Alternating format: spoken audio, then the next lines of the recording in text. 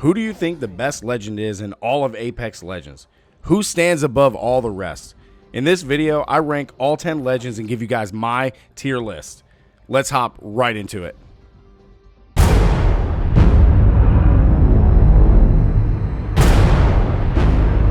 Welcome back, Warriors, to another Apex Legends video. Today I share with you my legend tier list, ranking all 10 legends from best to worst. Now, before we begin, I do stream over on Twitch every Tuesday through Friday. The link is going to be down in the description below if you want to head over there and drop me a follow. Now, a lot goes into ranking these legends, and there's been a lot of changes since launch through Season 1 and 2, and we have to take these into consideration and the stats behind each legend. First, let's take a look at some very important stats courtesy of PlayApex.net, which is the leading Apex Legends stat tracker for almost every stat in the game. As you can see, these are the most played legends or most popular legends since launch. Now, I know what you're saying. Well, Octane and Wattson haven't been, out as long, and that's true, but I don't think that these numbers would change that much if they had been out since Season 1. Okay, as you can see, Wraith, it's no surprise, is on top with a staggering 20.2% used out of all the legends in the game. Next up is Pathfinder, followed by Lifeline, which, if you pair all three of these legends together, it's no wonder they're at the top. They make a pretty dang good team. Followed by Octane, Bang, Bloodhound, Mirage, and then the Fat Boys pulling up the rear at 5.1% with Caustic and 3.9% with Gibby. Okay, now those stats are very interesting. We got to take those into consideration. But let's look at another stat that's even more crazy. Okay, what you're looking at on the screen is the win rate stat for all the legends since launch.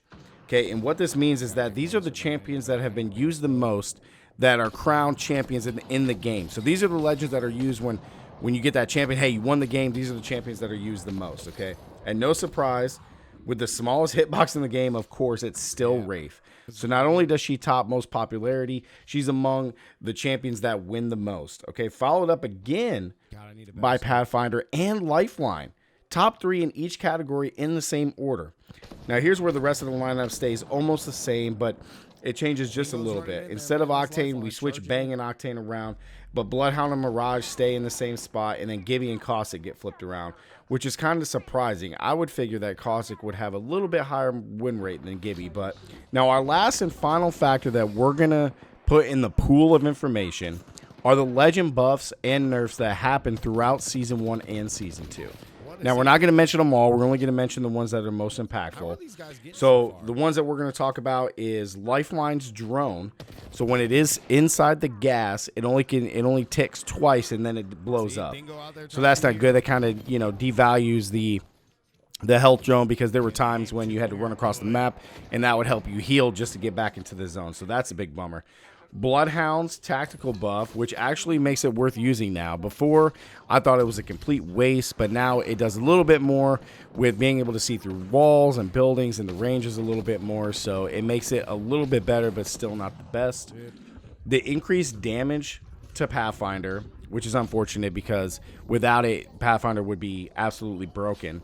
And then the damage reduction to the Fat Boys, Caustic, and Gibby. Now, one more nerf that I do want to mention is Wattson's ultimate. During the first half of Season 2, or almost through Season 2, her ultimate ability allowed you to place 3 of those down at one time. They have nerfed that down to 1. So getting 3 of these, was very beneficial, especially in rank play, but now we're down to just 1 ultimate from Wattson that we can use.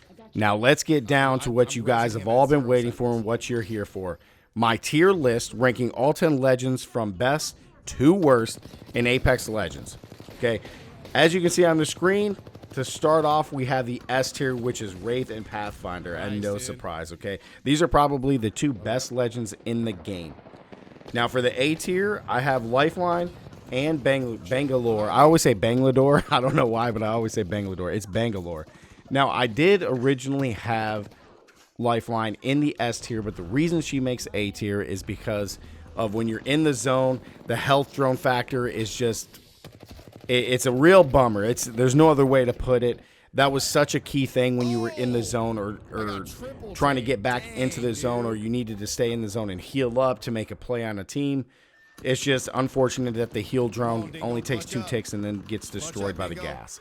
So for the B tier, I have Wattson, Octane, and Caustic. Okay, now even though those stats show that Caustic shouldn't be in the B tier list, from my experience, I find that Caustic is such a good teammate and such a valuable member with the buffs to the increased damage reduction, as well as his gas lasting longer and the radius being much bigger. And especially in ranked play, guys, if you have not used Caustic in ranked play, he is an absolute beast. So make sure to try him out in ranked play, okay?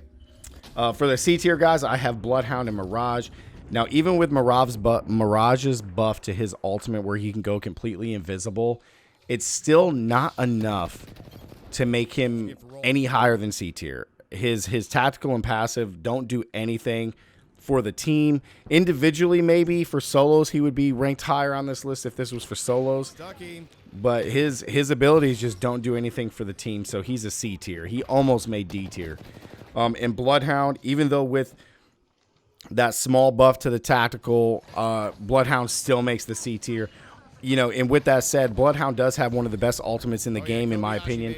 But even then, I really don't like Bloodhound. So, guys, I put Bloodhound all the way down at the C tier, okay?